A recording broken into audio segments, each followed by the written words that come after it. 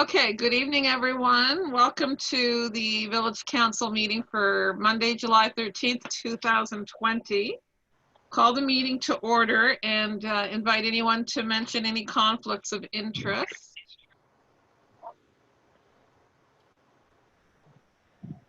If nothing, I'll remind you, you can mention anything as the meeting goes along if something comes to your attention. We have minutes now, item 3 on the agenda. We have minutes from our regular meeting on June 9th, and then committee meetings on the 22nd and the 29th. And you would have, oh, actually, I'm seeing right away at the top of the, I have a wrong date on one, Marianne? yeah, well, something's wrong because it says Monday, June 8th on the online meeting. That would have been right. No, it's probably the agenda where it should have been the 8th Yep. instead of the 9th. Right Yeah. on. Okay. So these were circulated by email yesterday, I believe. Are there any corrections or additions to these minutes?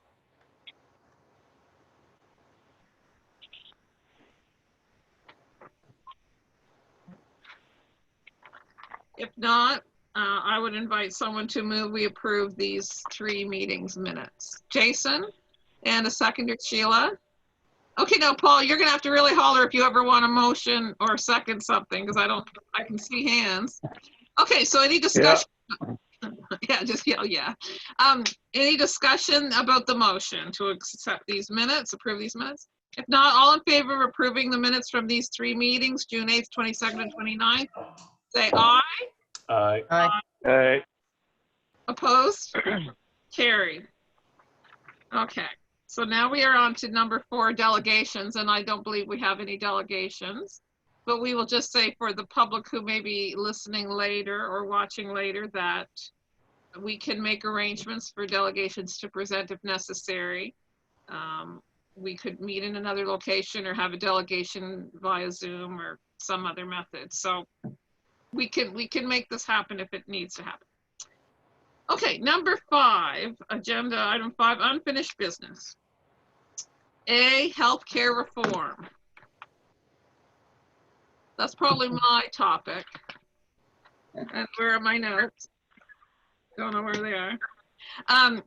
So I've had 2 mayors meetings, conference call wise, and then at the last, at the second meeting, the mayors and councilors and some CAOs and so on from the 6 communities where there were hospitals that were at risk from the recently announced reforms. They decided that maybe we need to invite the premier to talk to us about what he's thinking about a healthcare summit. And so we agreed that I would be writing the letter, which I did.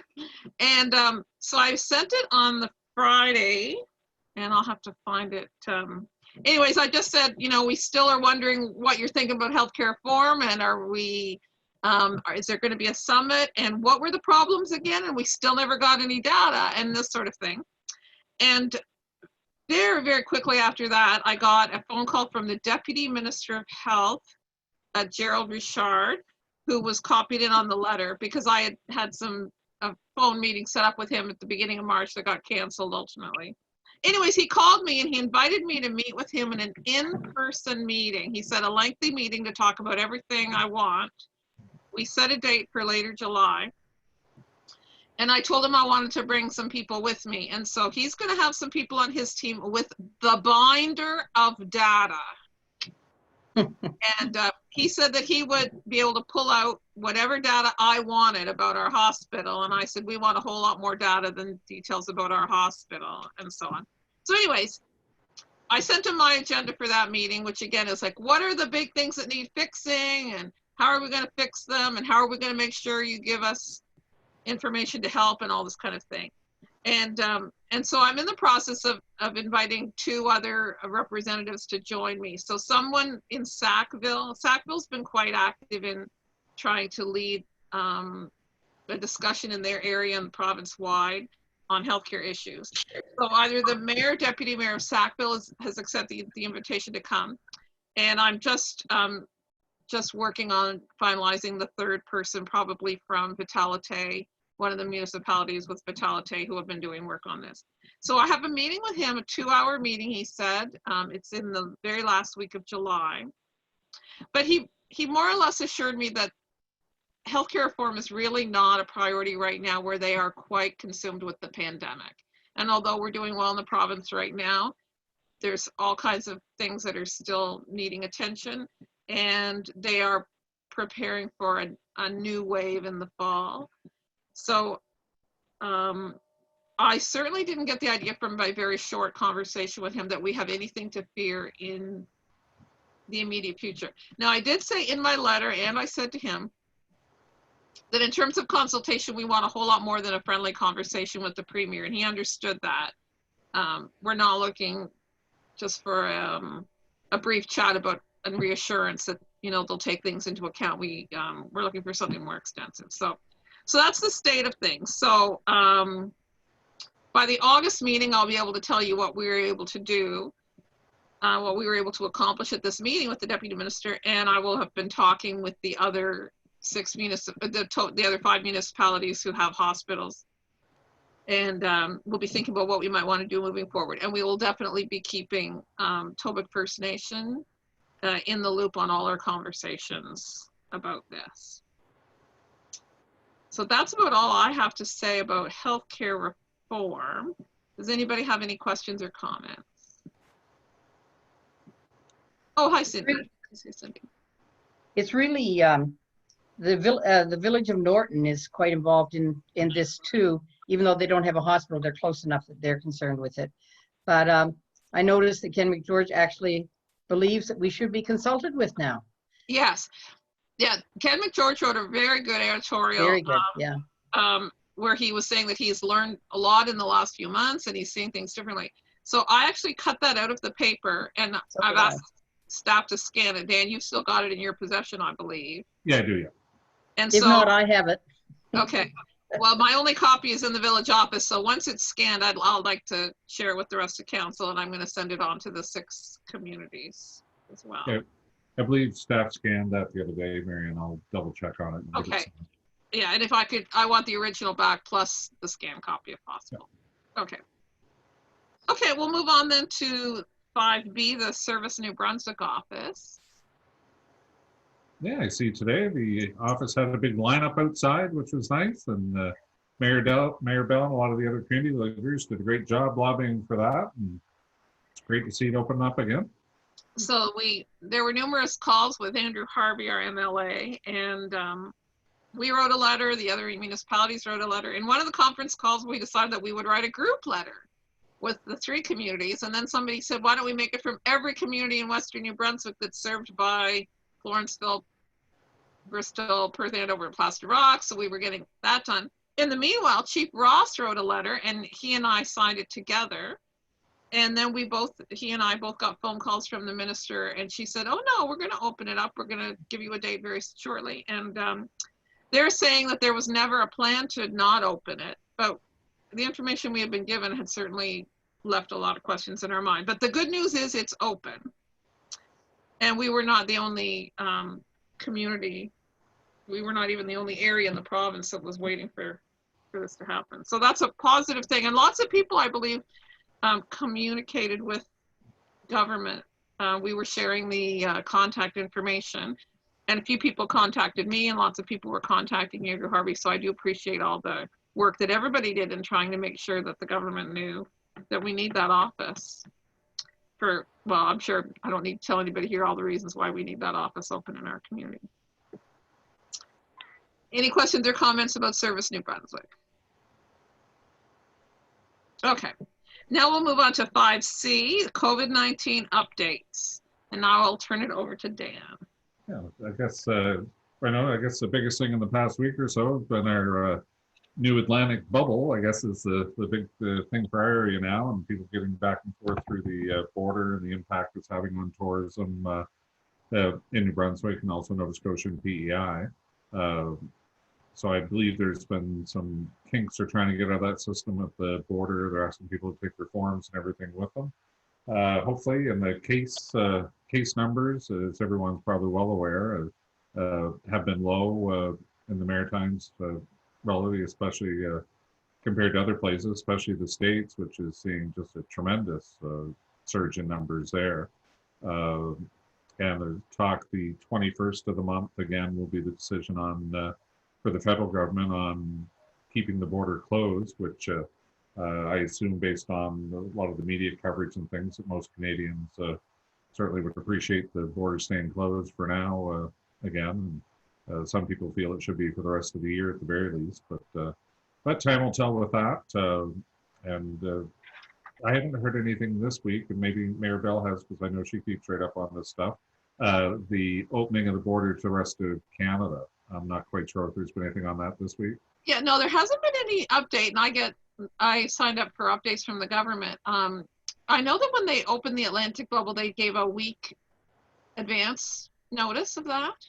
So although they had said when they opened the Atlantic bubble that they would be looking at other provincial boundaries in 2 weeks, we're over a week past that bubble. I'm thinking that maybe they might announce something at the end of the week, but it wouldn't happen for another week.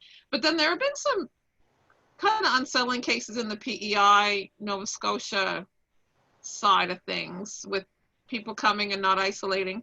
And on the news, they were saying today that shouldn't necessarily affect the opening.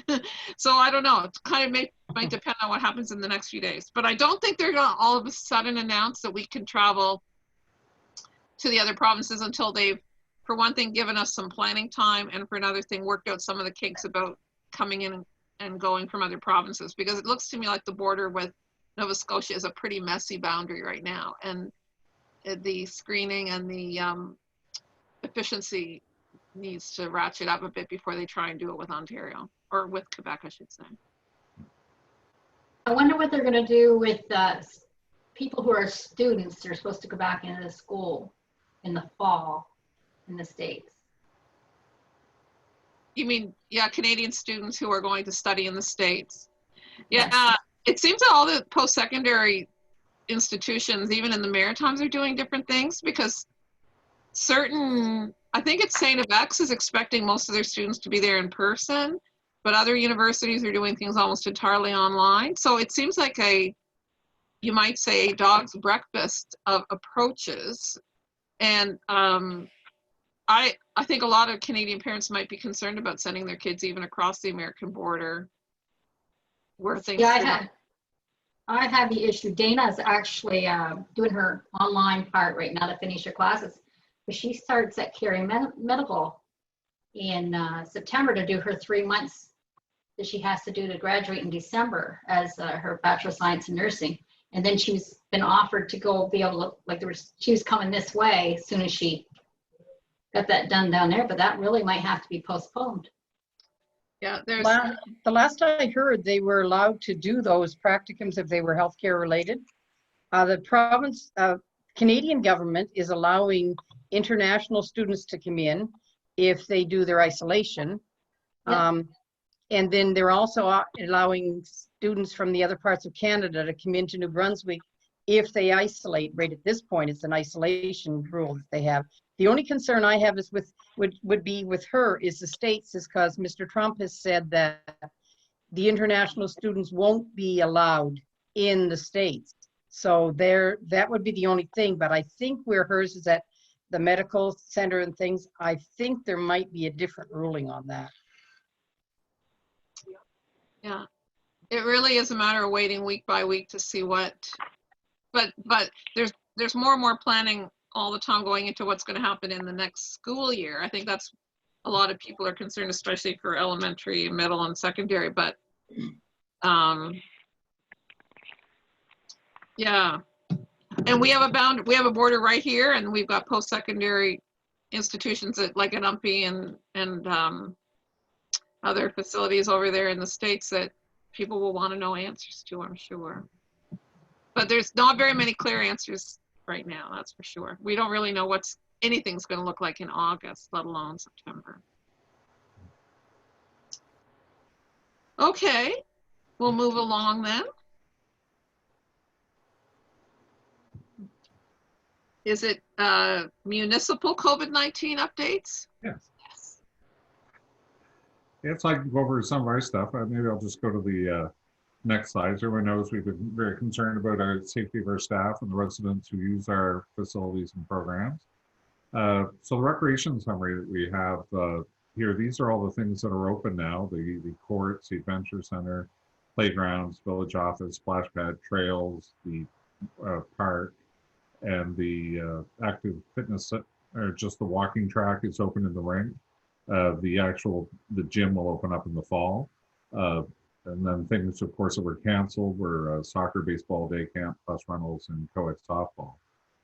Now in these, with the pool opening, our pool usage is of course down dramatically over last year and previous years, of course. Our swimming classes, I believe, still have less than 30 people in them, in all the classes.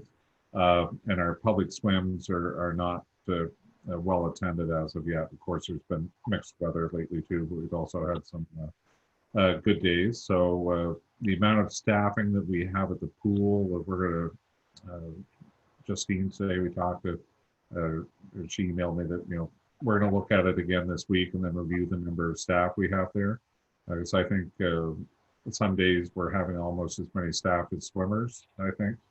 So we should adjust that to right size our staff and maybe have some people available on call in to come in if we feel like it's going to be a warm day and we expect a bigger crowd. So other than that, in the Adventure Center, I see people have been using that, and the staff have been great there as far as practicing proper COVID protocols and everything there. So it's been very good, and we haven't had any negative feedback or concerns from the public yet on any of our operations that I'm aware of. So everything seems to be going good so far, and fingers crossed that everything will go fine the rest of the summer.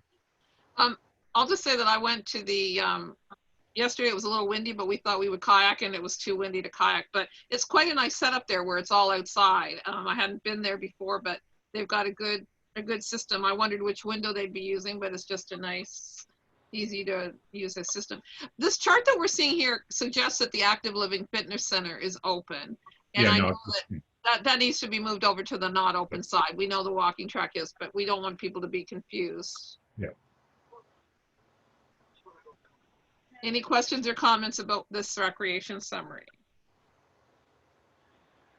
Okay, continue on. Okay, on capital projects. So now we're on 5, unfinished business D, 2020 capital and special projects. And there's a lot of projects underway. So let's hear about them one by one. Okay, sounds good.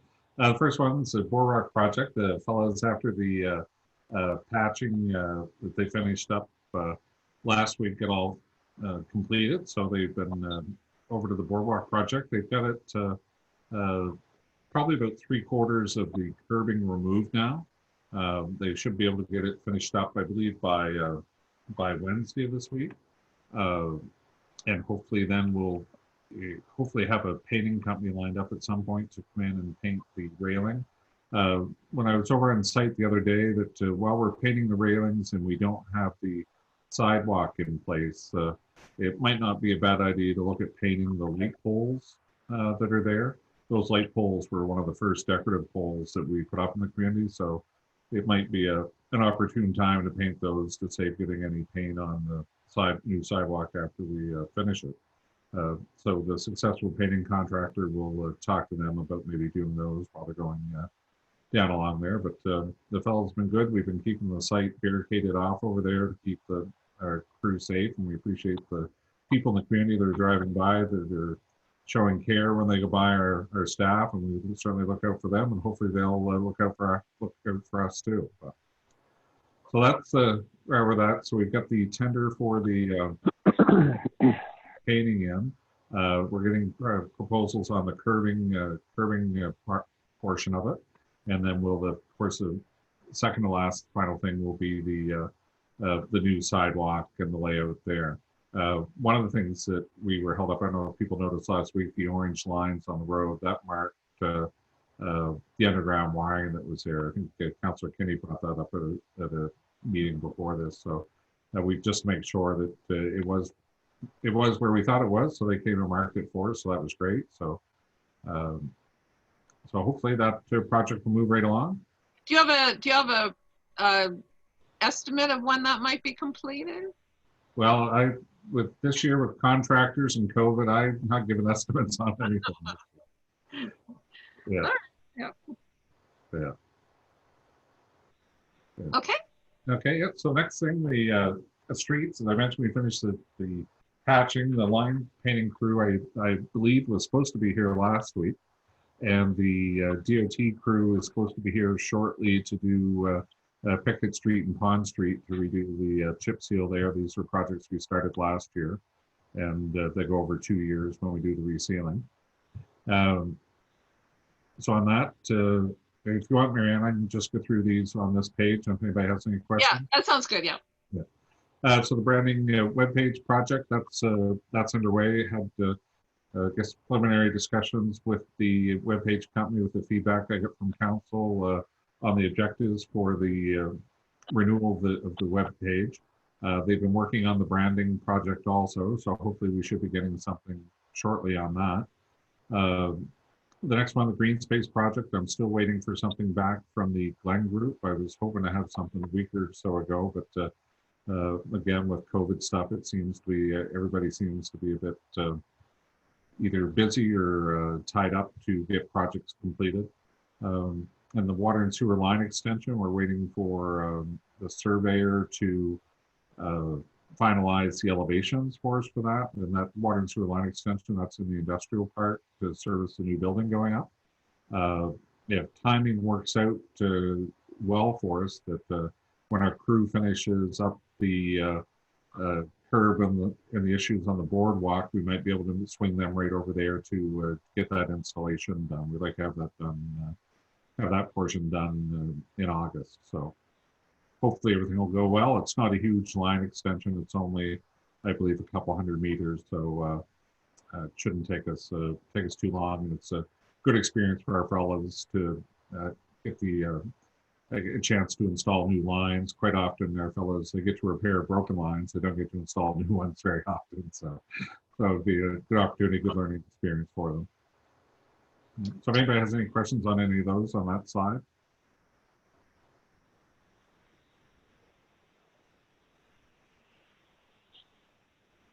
Okay. I'm not seeing any questions. So why don't you flip to the next page? Okay, and I guess this first one with the power line extension, the transformer, we need a 500 kVA transformer for that particular job. And we have a used 750 kV transformer we could use in the short term. But we've been looking, called probably 6 or 8 different companies, and the delivery time on those is as far away as 36 and 40 months for them. So it's so as far as ordering a new one, I've contacted 2 of our municipal partners, and I believe that one of them is going to be able to help us out and sell us a transformer that they have in inventory. So we really appreciate the partnership we have with the other municipal utilities, and by getting a transformer a sooner date, that would save us putting in our oversized one and having to take it out later on once we get a new one in place. So so that was great that we're able to do that, and hopefully everything will go on schedule on time. Gagnon crew installed the new pole line to go up in there last week, I believe. All the poles are set. So we just have to run the wire and set the new transformer, and they should be good to go. And the municipal plan update, again, waiting on that till fall. Mr. Flanagan was sort of waiting to hear some feedback from council on perhaps some of the animal control issues, if there's any adjustments to the zoning the council would like to make in that document to support the animal control bylaw. The SCADA system improvements, we're working on that. The lagoon is going to be brought on to the system shortly. That'll monitor the output of the lagoon and also the flow level of the discharge leaving the lagoon. So we'll pick up quite a bit of our system now. We'll only have a few things that aren't on the SCADA system, so it will be a great improvement. The EV chargers, oh, sorry, on the SCADA system improvements also, I should mention that the water booster station that's on the corner of Fred Tribe Road and Fort Road, we're going to put soft starts in that. Right now, that stops and starts frequently, like probably, if I had to guess, probably, as high as 20 times an hour that would start and shut off. So we're going to put in a different kind of system with it, where it'll just run on pressure, and what it'll do, the pumps will slow down and then speed up as demand goes. So they'll sort of go into idle and then speed up. So that way there will save a lot of wear and tear on the pumps. But having said that, the pumps have lasted 20 years now. So hopefully by doing this, we'll be able to prolong the life of the pumps there. So the EV chargers, I believe the municipal group has narrowed it down and just finalizing the agreement with a provider for the chargers, and the group of municipalities should be taking delivery. My understanding is in sometime in late August for chargers for each of the communities. The belief is that half will be installed this year and half next year. And then we're also working with different companies, and we have another call tomorrow where we're looking at IT services, and we've been getting proposals from different companies. And I think I shared one with council last week that Justine and I sent out. It was very detailed proposal from them. So if anyone has any questions on any of those.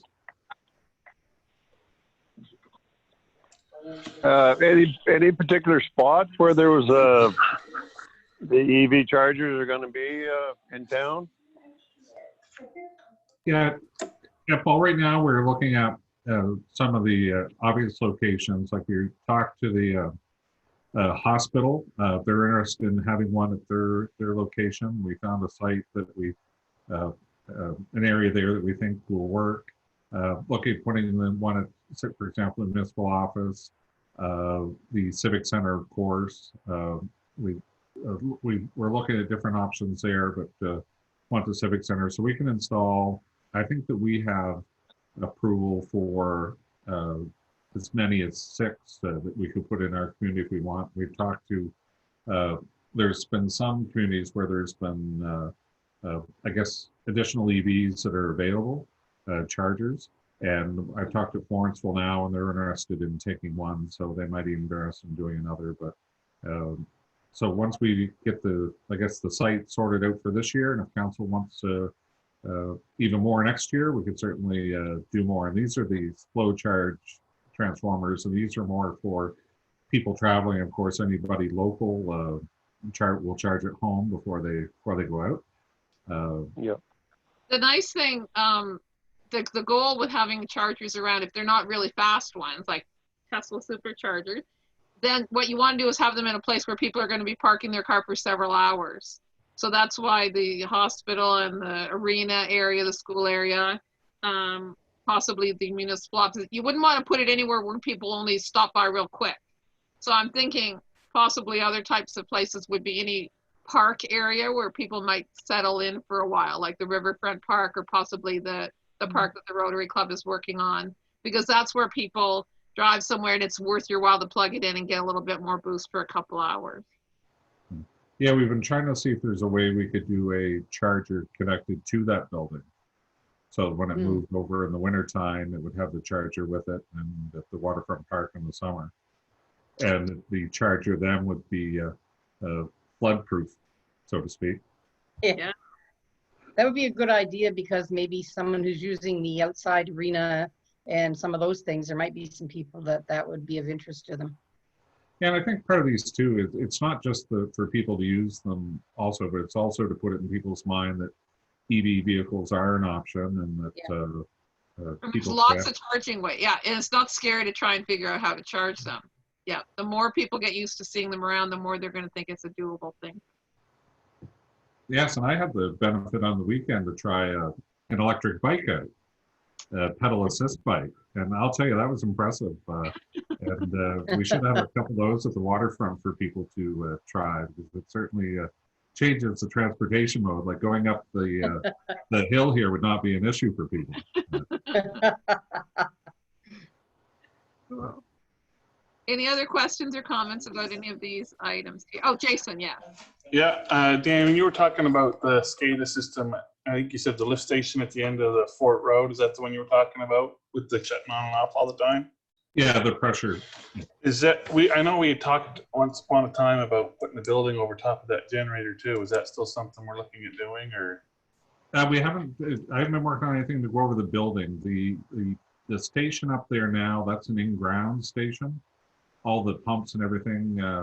For whatever reason, when it come to the water booster station that's there, instead of doing that above ground, for whatever reason, some of the engineering firms recommend they go in the ground. Which, looking back, I sort of wish we had done a building above ground, because there's a lot of issues around working on stuff enclosed, of course, with confined space issues and things. But. Yeah, no, I think I was referring more to the generator that we put up there. We were talking about putting something over top of the generator to protect it from the weather. Yeah, no, we haven't got to that yet, but those generators are designed to be out in the weather. So, but yeah, at some point, we certainly can get to that.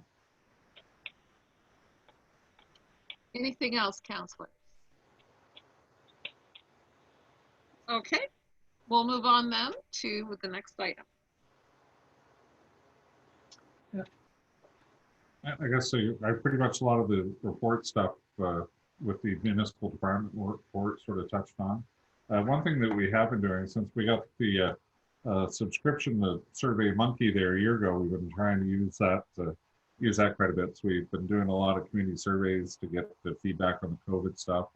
Justine's doing one up now on tourism in the community and things like that. So between the community engagement and the newsletter, we've done a couple of things where we've tell people in the newsletters that, look, if you find a typo, first one emails me, you get 5 free passes to the Adventure Center. And I had one gentleman email me like 12 minutes after it went out, so that was kind of cool. But part of that, of course, all the capital projects that I talked about.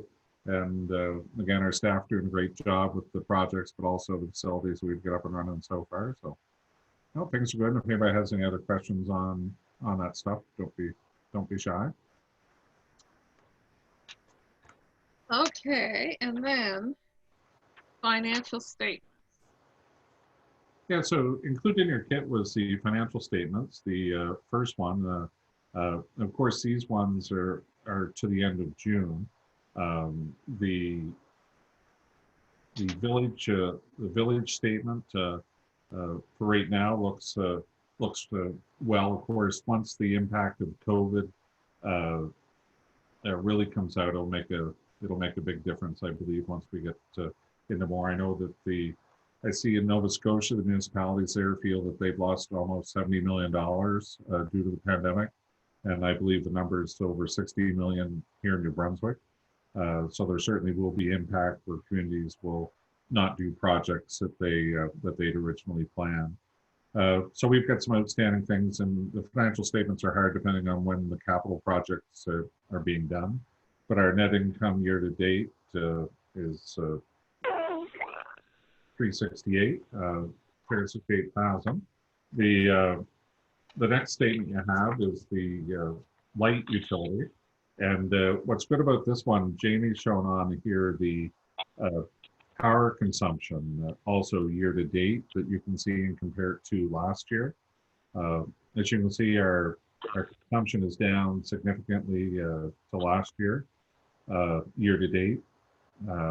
So that's I guess that's a bit of a trend this year, and of course, with a lot of businesses closed and things at the time.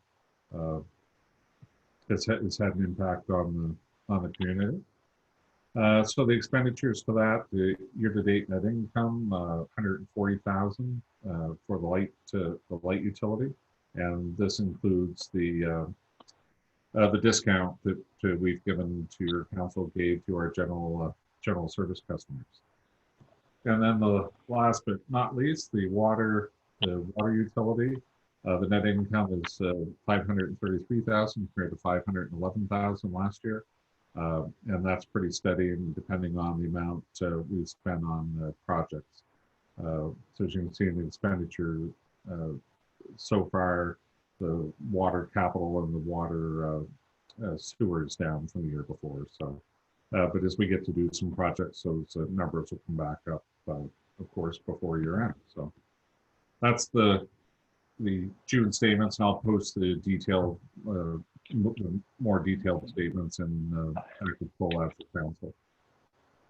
So what do you expect we're going to see in 3 months for our statements? Well, I think it depends how much, I guess, cost cutting that we do between now and then to sort of address the pandemic things and trying to get a better feel for the impact on ours. Now, the one good thing that we mentioned before is that with our municipality that we do have some operation reserve funds or capital reserve funds that we can draw on if we do get into too much of a scrape this year. So we won't necessarily have to raise taxes next year because we have a bad year impact because of COVID this year. We're very fortunate that way. A lot of other communities don't have that benefit. And we've done some things to be proactive to find some efficiencies too, and things like that. So I guess time will tell, and depending on the participation of the different programs and events we have. Unfortunately, we as council is well aware that our summer grants are way down this year. So we'll certainly try to look at our costs for our programs and try to right size our staff for the attendance levels and things like that. But it may come down to canceling some capital projects for the next year potentially. But. Okay, councilors, any questions or comments?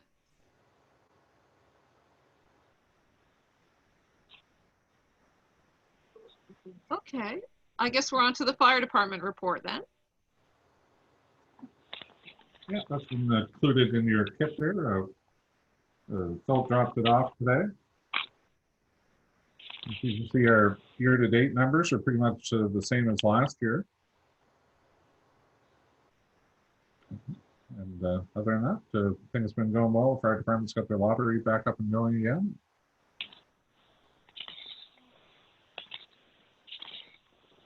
It's been really, really dry, but we haven't had a dramatic increase in numbers of calls.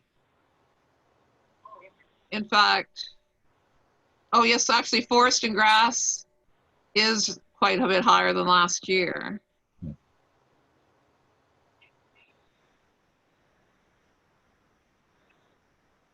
Yeah, and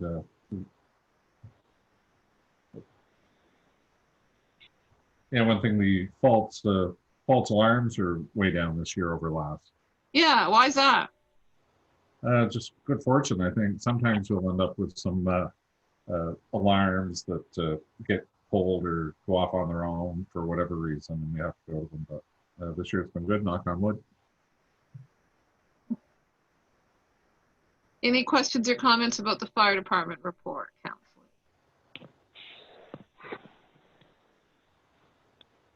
Okay, then we'll go on to council member reports.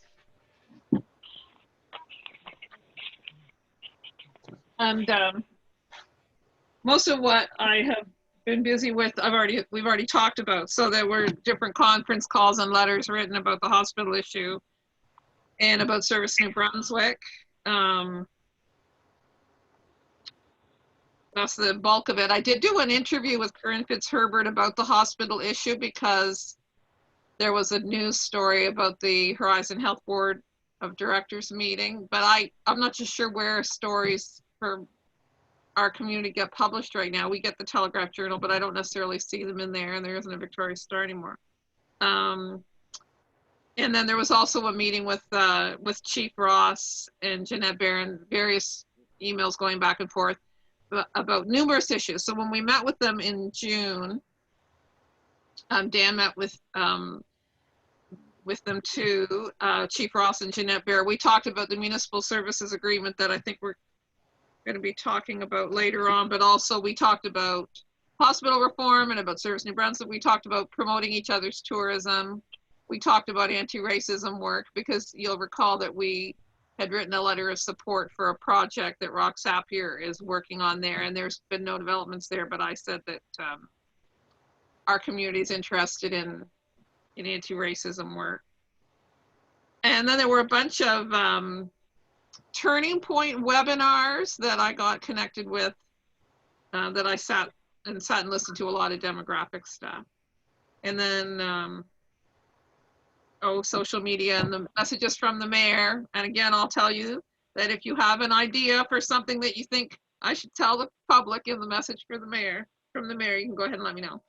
So yeah, so I won't go into all the particular dates and so on, but it's mostly been Service New Brunswick and hospital and messages. So I will go around my table in my mind and ask Deputy Mayor Sheila Cummings for a report. Okay, I was on the conference calls with the health, the communities, different communities with the health hospital situation, some HR things, and having and getting them ready. I guess we'll have a final meeting tomorrow so we can bring some of those forward for that.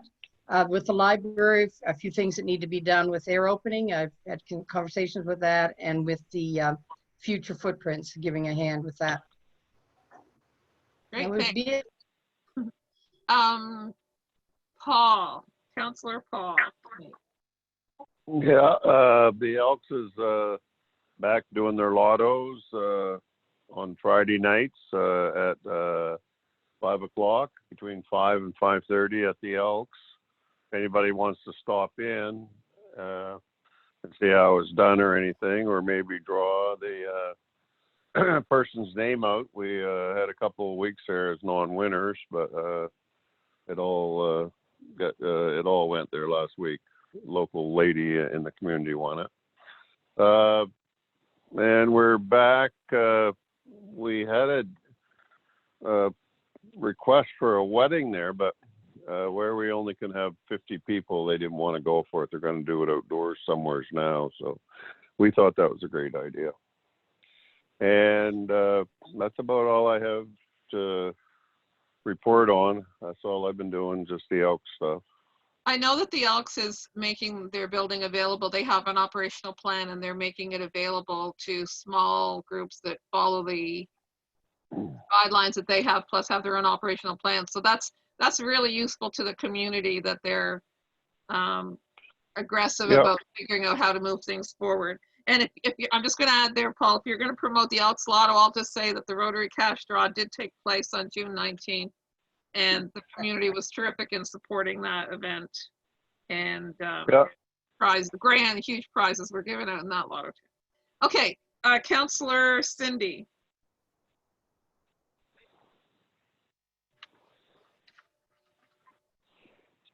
I wonder if you're on. Is that better? Now we can hear you, yep. Okay. I actually haven't done much. I've just been enjoying the summer on the river. Thank you, Jason. I would say I'm also in summer mode, as evidenced by the last meeting and my little late attendance today. I would say that I just would be responding to the emails and the different surveys and stuff that we've gotten, but otherwise not that much. That's useful. It's useful to have that feedback. I will just say one other thing that I didn't mention before, and that's that I was sort of a little bit interested in collecting information from people in our community about their experience as newcomers to our community. And so I did put out some posts on social media asking if there had ever been a welcome committee or a multiculturalism committee. And I keep hearing about new people moving to the area from out of province or out of the country.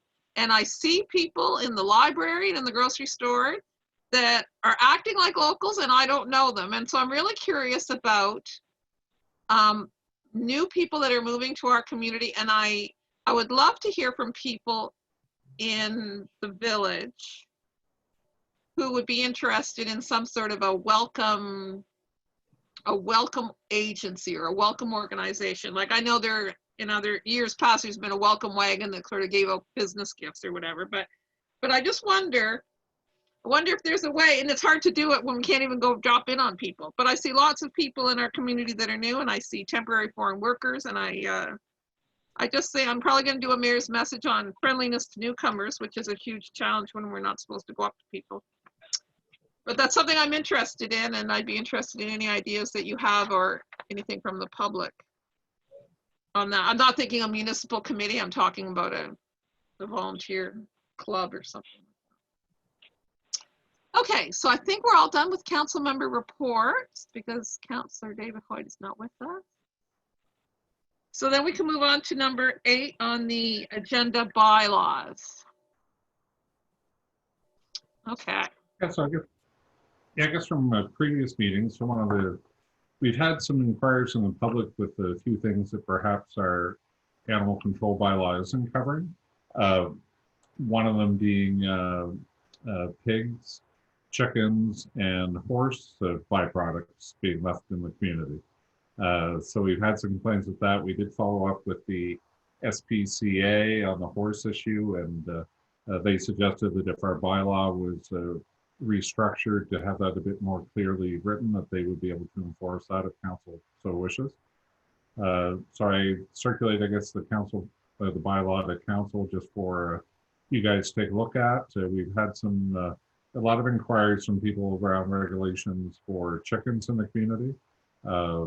The ones we've had so far are more around, well, how many can I have? What are the regulations as far as enclosures, things like that. We don't have any. We haven't gotten too many complaints that I'm aware of. I think just 1 or 2 from neighbors without chickens that we've had a couple complaints from. But and then there was maybe some interest in clarifying where pigs are allowed in our zoning. So those were just some of the issues that I guess municipal office has received around this, and I think some council members have gotten complaints on some of these too. So what's the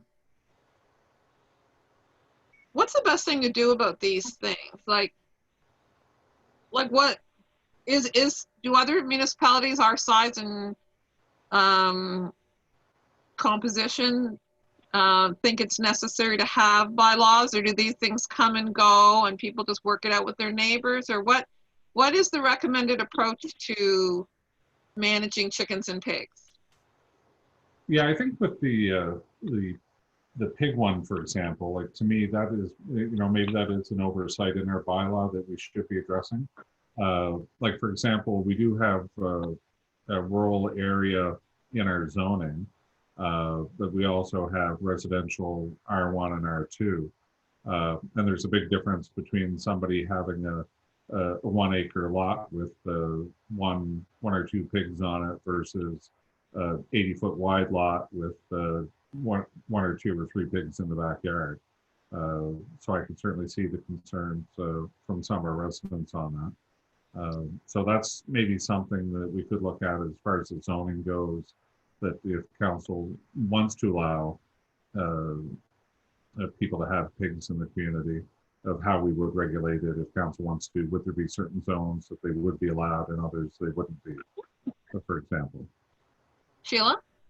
Are there some guidelines there from the SPCA? Because I know with chickens, it's pretty easy, they don't have to have very much space for that. But with pigs, there must be a rule of some way of how much space they have and what type of enclosure you have to protect them and things like that, which would be, and if there's an enclosure of some kind built, there's already a rule of how much setback it is from each of your lines, your property lines. So it couldn't be, if you're in an 80-foot lot, you have to be back, what, 15?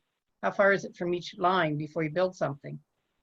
Yeah, it depends on the zoning. It's different. Some are 8 feet, some are 10, some are 15.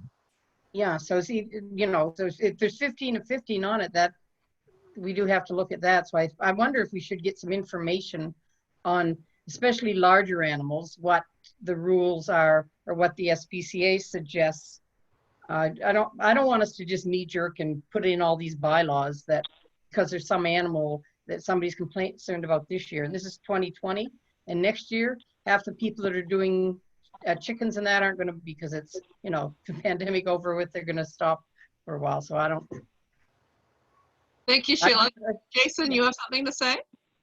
Yeah, I'd agree with what Sheila said. I also noticed that in the bylaw under section 7CI, there is a section about noise and animals that are disturbing or whatever, and that there's consequences for that. It doesn't talk specifically about roosters, but it does say that barking or etc. So there is a section in the bylaw that would pertain to that if somebody has an issue with chickens or roosters that are a disturbance. And then in section 10 on waste, it does require owners of an animal to clean up the waste from the animal, and it doesn't specify whether or not or what type of animal it is. So again, if we really wanted to make an issue about it, then as far as I'm concerned, the bylaw accounts for it and it's already in there. Yeah, just on that, the SPCA reviewed our bylaw, and that's, I guess, the opinion they come back with, that it had to be a bit more specific for them, they felt.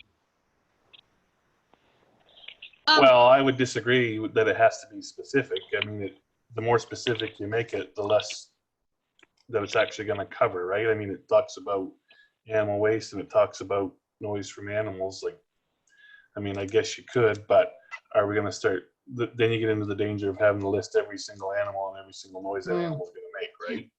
I mean, the point of the bylaw, like, if you read the way that it's worded, Right. if somebody complained about an animal making noises and it was a disturbance to a neighborhood, and we wanted to make an issue about it, as far as I'm concerned, the bylaw covers it. And I can certainly follow back up with the SPCA on that and tell them that that's council's position, not that we feel it's already covered. And then I guess the enforcement of it too is that something council wants enforced. Yeah, that's another issue. I'm just saying. I just have a question. So just to clarify, the concerns that anybody who is concerned is talking about maybe running around, animals running a little bit loose, or the waste, or the noise. We're not talking about the butchering of animals happening on people's property or anything like that, right? Not that I'm aware of. Okay, because I know that is in other places, let's just say. But okay, so it's the free range animal and the bark and the noise and the waste that would be the concern. Oh, and the smell, I presume. Waste and smell. Yeah.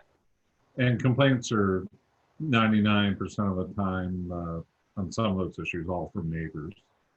Yeah. Well, we wouldn't want people talking theoretically necessarily. Might as well be. Yeah. So then the next step is you're going to collect more suggestions on what might be useful to do from the SPCA. And do we have another next step? Well, I guess on the waste part of it, I guess the enforcement of it. Right now, we've looked at the horses passing through on they're either on the provincial roads right now. We haven't done any enforcement on that yet. So I guess if council, wants to give us direction to address that, we'll certainly follow up the SPCA and get them to follow up if we can. Okay, Jason? Yeah, I was thinking about that the other day, and I was kind of surprised to hear that the SPCA would follow up on that for us, because I was thinking, what could you do really, and what enforcement do we have on it? So it'd be interesting to see. I'd be interested to see what they say they would do, specifically with the waste in the roadway, and like as far as finding somebody and what level of authority that entailed, or you know what I mean, like what happens if you give somebody a fine and they don't pay it. And I know in the past with some things, I don't know if it'd be the same for this or not, but like for example with dangerous dogs, that if a resident is willing to sign an affidavit saying that they witnessed something, then the SPCA will issue a fine and follow up. So I don't know if that waste control stuff would be a matter of Deputy Mayor Cummings coming in and saying, I saw this and I'm going to sign a paper and it was so-and-so's horse and things like that, in lieu of the SPCA actually seeing them doing it. Because if I think you're bang on that if there's some product left along the edge of the road, how do we know whose it is or whose horse or anything like that? So our bylaws can pertain to provincial highways? Well, I guess that's a question for us. I know that Yeah. it's inside the municipal limits, so a lot of our bylaws cover cover their property, so to speak. But again, I don't know if anybody's going to take us over to court over this or not. But Okay, any other wisdom from any other counselor? Okay, so we'll probably be talking about this again, it sounds like. yeah, so I'll follow up on two things there. One with the SPC on the interpretation and see if I can find any regulations around the housing of pigs. Thank you. Okay, so now we're on to number 9 on the agenda, motions and notices of motion. I guess And so- yeah. Go ahead. Yeah. So in the first one, the RFP for painting, we received 4 proposals on that. And the company LDG Contracting was the low bidder on it. I guess I'd like to, for council to hold off on awarding this until we do a bit more research on it and to discuss the warranty coverage in that. This company was significantly below the other companies that did.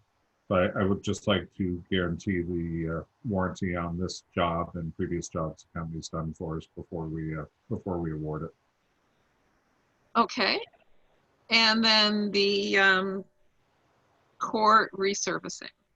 Yeah, this one, we had 2 proposals from companies, one in New Brunswick and the other in Quebec. And this, I believe I sent the documentation out last week. It's quite a detailed proposal from each of these companies to redo the courts. And this would see the basketball courts repainted and the tennis courts. And in the tennis courts, we've included the painting of lines for pickleball, which is breathing a new life into tennis courts all over the world, apparently. So we'll have pickleball courts painted in ours. So hopefully they'll be well used and people can get back to using the courts more regularly. So which company is this the New Brunswick one or the Quebec one? This is a New Brunswick company. They have the low bid on it. The other bid, I believe, was $63,000. 3, I think. And that will include them repairing the surface cracks that are in the asphalt now prior to installing the new coating. So did you send us the motion on this? No, I didn't. Just So he sent us the details of the quotes. Yeah, about Yeah. it. Yes. Yeah. So you need a motion then that we approve. I'll submit. Kayla's making the motion and Cindy seconding. Okay, any further discussion? Do you have a date on when they would do this? I think they're, I'll double check, Mayor Bellis. I believe they're finishing up, they were doing 10 courts in Halifax or somewheres. And then coming hopefully here afterwards, but I believe it was August, the date we had for them to come. And then what kind of a warrant, I don't remember reading the details on this, but well, like how long will it last? This is a lot of money, and how long will it be a great surface on these courts?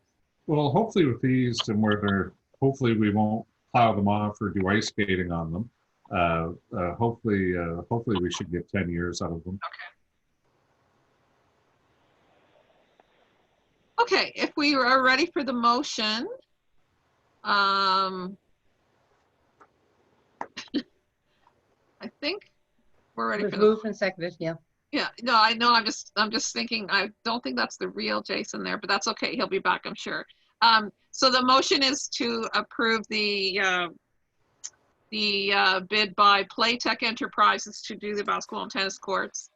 And we've had it moved and seconded. All in favor of this motion, say aye. Aye. Aye. Opposed? Carried. So that's exciting.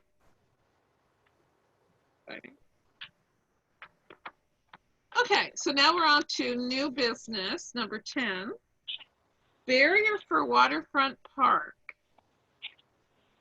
Yes, we've had, it's a couple residents inquire, there, some people are driving down on the lower part across from the Wesleyan Church, down in that area with their cars. The council a few years ago had us block that off one summer not to have cars drive down in there. But we have had some people driving down in there. I don't know if people have been down in there lately, but of course we've lost some of the shoreline over the years where it's getting a little tighter down there. So what's happening, I believe, is that some of the cars are going down there and people are backing around to drive back up out of there. And of course, where the asphalt now goes right up to the edge of the riverbank, some people are concerned that someone may back right out into the river. So I guess the question is,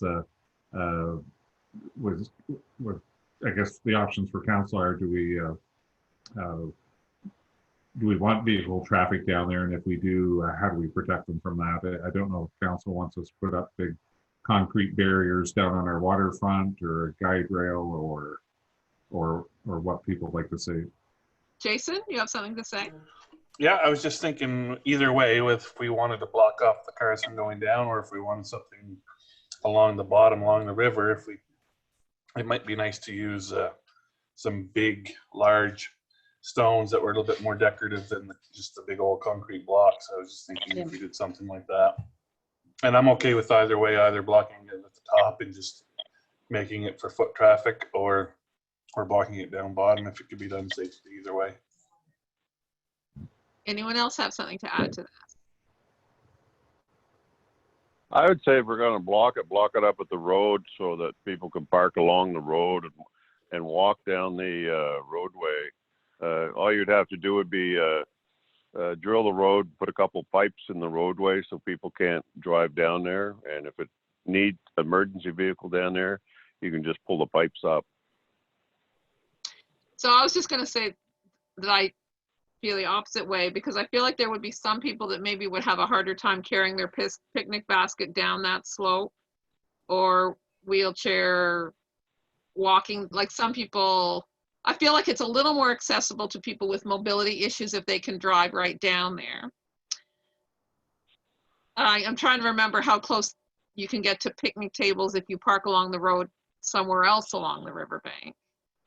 Well, if you park by the our information center, the walkways are all paved, so it's no problem for you know, either a wheelchair or you know, one of those walkers that has wheels on it that you sit on. Yeah. You know, this is That's the whole true. thing about promoting you know, people to exercise and do things. We promote people to pull up to the friggin' picnic table. I don't know. Well, but sometimes people are carrying a big a big picnic hamper or something. I'm like we could even we could maybe say no, you can go. I don't know if we want to get into saying you can drive down there and drop off your thing, but then you have to go park up at the river, like park up on this road. I mean, we could say something like that if we wanted to. That wouldn't really solve any problem of people risking driving into the river. I like the There's idea. only one or two picnic tables that are close to that parking lot down by the river. Most of the picnic tables are all by the road up top. Yeah, okay. Good point. Sheila, you had something? I like the idea of the decorative rocks down closer to the river bank. They have the advantage of they would, you know, we have them at the end of the church parking lot, those types of things. If you have some rocks like that, then that would keep somebody safe if they did go down. And I know that for some of them, they need to drive down with their picnic lunches. But they're also something that somebody can sit on and watch the river too, because it's just another type of seat. Yeah. That looks nicer. It doesn't look like a barrier. Yeah. It's kind of like an artistic thing that happens to function as a barrier. Yeah. What do you think of that, Paul? Yeah, sure. You know, you know, either way, I guess the thing is, what we're trying to eliminate is someone driving in the river. Yeah. So, Yeah. if that's what we want to do, is eliminate somebody driving in the river, backing in the river, well, yeah, put some rocks down there and that'll stop them from backing into the river. Now, when they back Because into then- the rocks, how do we cover that? Well, that's exactly right. So, or they back into the wall there, that cement wall. So, Yeah. hey, one or the other. It's Yeah. like, someone's gonna find fault with whatever we do.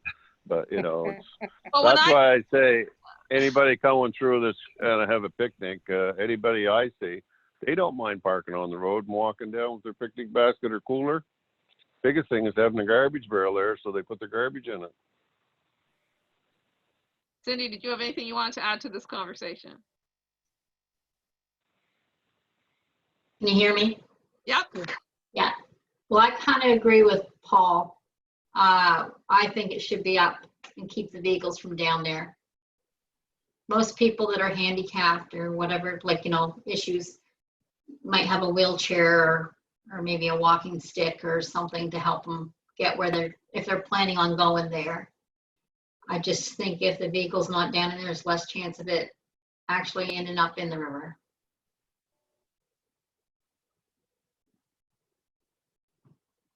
Okay, so it seems that we're kind of split. Jason? I guess that makes me the swing vote, doesn't it?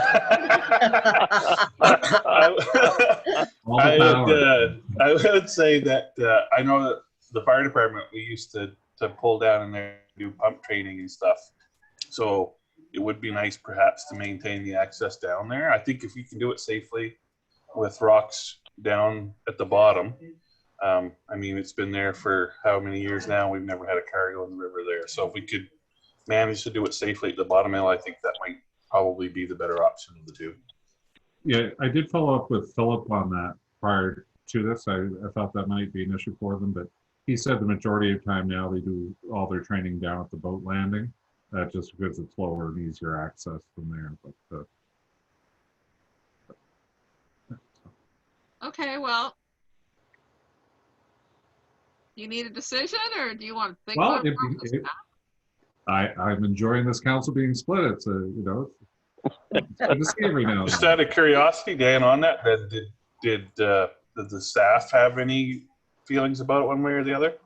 We can certainly see both sides of it, like an elderly person that would like to get down there versus it would be nice to have that whole waterfront with picnic tables and seating areas everywhere is along down there. Like that drive or that parking lot, so to speak, down at the bottom does take up a lot of space that could be used for other things. Like Paul said, a lot of the picnic tables now are up near the higher part up by the Adventure Center, where if that parking lot or parking area wasn't being used for that down below, we could certainly do some more area down there for the park for sure.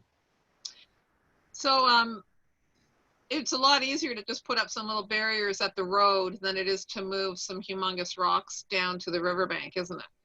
Yeah, part of the concern we have about doing stuff down on the riverbank is what happens in the spring when the ice comes.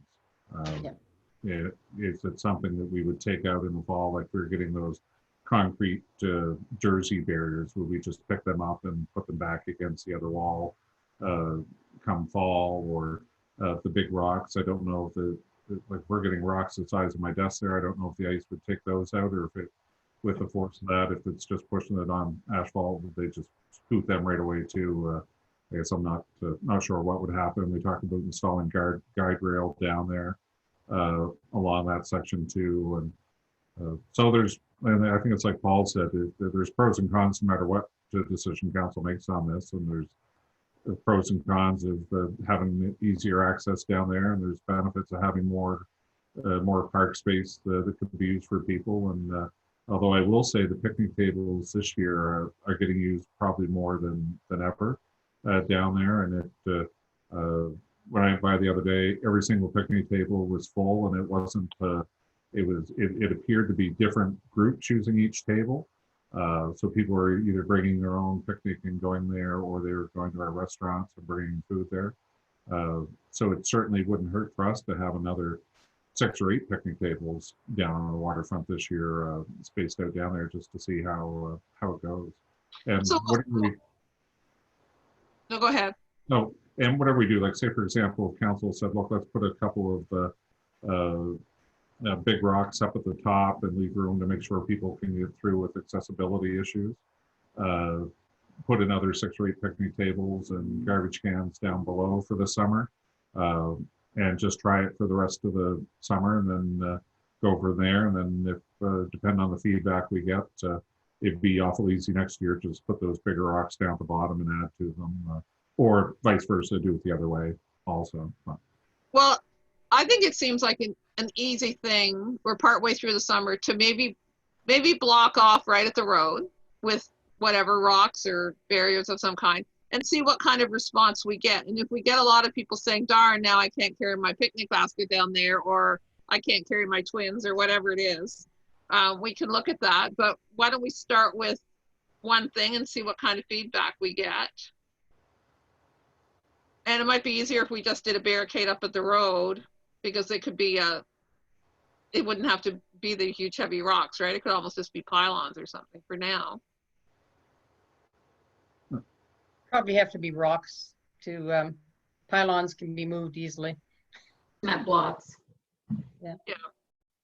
How would that sound, councilors, if we just sort of did it at the road for this summer and checked out what the feedback was? I think it's a I'm good okay idea. with that. Okay, there you go.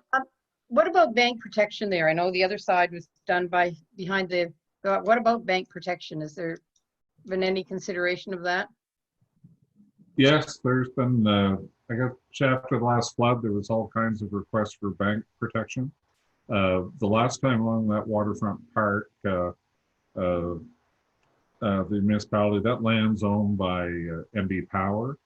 Yes, And MB Power wouldn't contribute financially to do any of the riprap work there. Mhm. Fortunately, at the time, John Sadler and his wife donated all the riprap for us to refresh all that along the waterfront park from one end to the other years ago, and council had them in and thanked them for their generous donation.